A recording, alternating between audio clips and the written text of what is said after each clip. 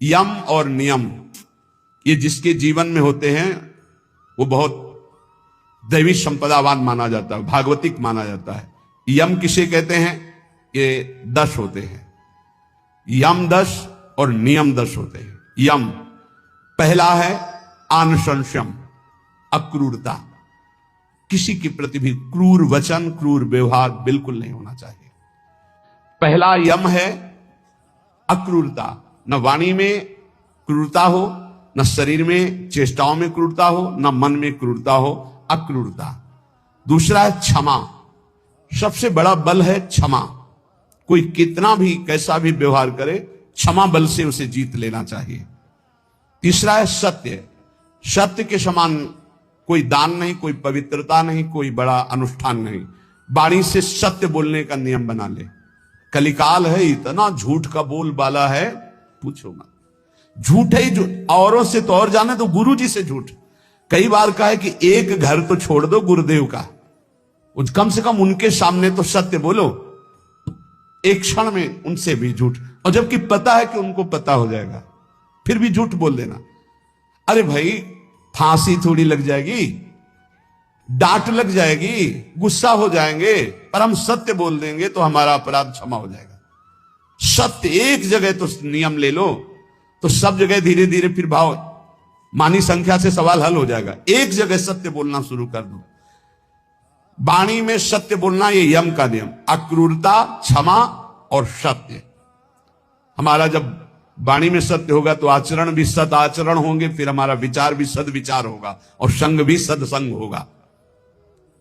यम अगला सत्य के बाद अहिंसा, किसी की भी हिंसा न करना, न मन से, न वचन से, न कर्म से।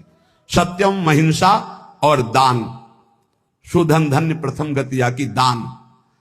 बस दान का तात्पर्य इतना ही समझ लो, अहंकार रहित त्वदीयम वस्तु गोविंदम तुभ्यमेव समर्पये। हे प्रभु, आपके द्वारा दी हुई वस्तु तो ये परिवार से थोड़ा,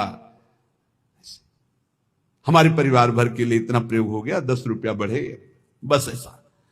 ये हमने कहीं नहीं सुना।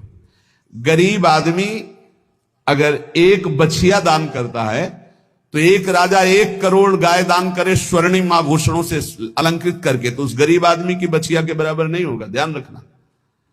जो गरीब होकर के दान करता है उसका विशेष महत्व होता है। उसकी 4 रोटी उसके पूरे जीवन के कमाई मेहनत से, और तुम 4 करोड़ ऐसे, तो उसकी रोटी के बराबर नहीं हो सकता है। इसलिए दान का विशेष महत्व धर्म द्वारा कमाओ।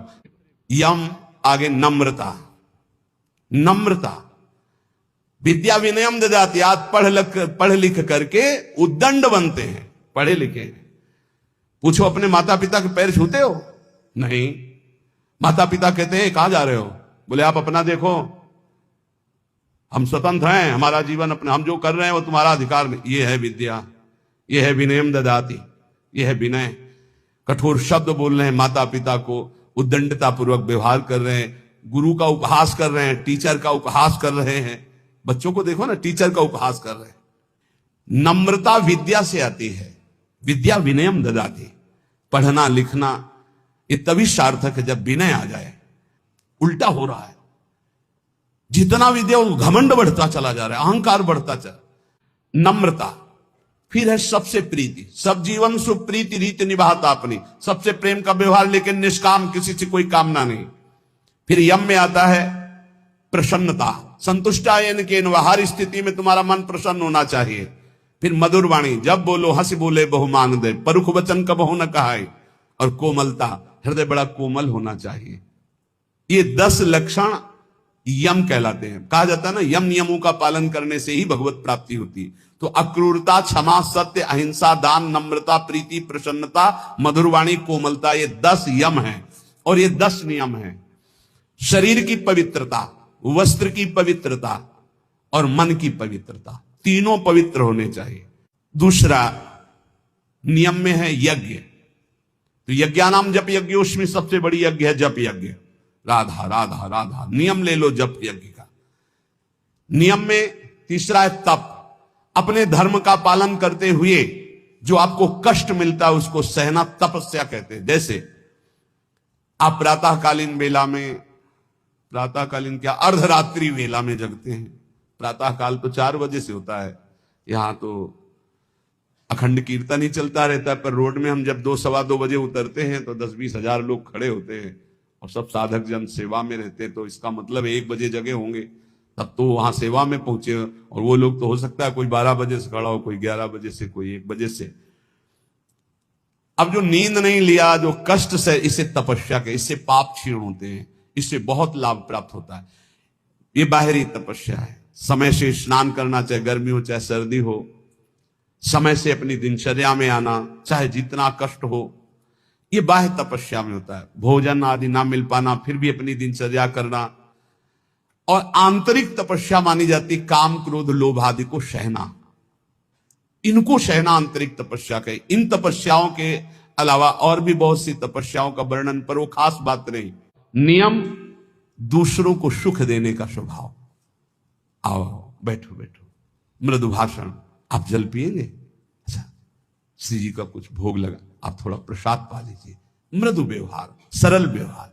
स्वाध्याय, नियम, आपका नियम होना चाहिए स्वाध्याय का। ये नियम के अंतर्गत आते। स्वाध्याय नियम पूर्वक। और नियम जनेन्द्री का निग्रह अर्थात ब्रह्मचर्य। नियम में ब्रह्मचर्य व्रत बहुत जोर की बात। गृहस्थ है तो संयम पूर्वक विरक्त है। जनेन्द्री का संयम ब्रह्मचर्य और मौन व्रत, वाणी का मौन व्रत, ये नियम। और अल्पाहार का नियम या उपवास का नियम। बहुत बड़ा भजन में इसका प्रभाव पड़ता है। आपका अधिक भोजन पाने से जो भजन में शक्ति लगनी चाहिए वो भोजन पचाने में लगती, इसलिए भजन में रुचि नहीं होगी, ध्यान रखना। ये नियम है। अल्पाहार, नियम बना लो अल्पाहार का। एक साधु की, साधक की दिनचर्या भोजन की होनी चाहिए। इतनी रोटी, इतना चावल, इतनी सब्जी, इतना दाल, वो नियम है, उतना ही पाना है। कुछ भी हो, अच्छे से अच्छा पदार्थ हो, एक नियमावली भोजन की होनी चाहिए। और स्नान, स्नान 3 बार, ब्रह्मचारी 3 बार स्नान होना ही चाहिए। 24 घंटे में 3 बार स्नान। वो शरीर सुख के लिए नहीं, जैसे अब सोने जा रहे हैं तो कोई कोई स्नान करते हैं, नहीं, कदापि नहीं, दिनचर्या के विरुद्ध नहीं। एक प्रातः जो अभी 1:30-2 बजे हुआ, और एक पुनः अगर आपका दिनचर्या का क्रम में 8 बजे, 9 बजे, 10 बजे जैसे स्नान का हो, फिर एक सायं 4 बजे, 5 बजे, बस। अपने का तो 2-3 घंटे बाद ही पुनः स्नान होता है, फिर सायं होता है। 3 स्नान जीवन हो गए, 3 स्नान जीवन। अगर कहीं पेट खराब हो गया तो जय बार फिर अर्ध स्नान करना ही करना है।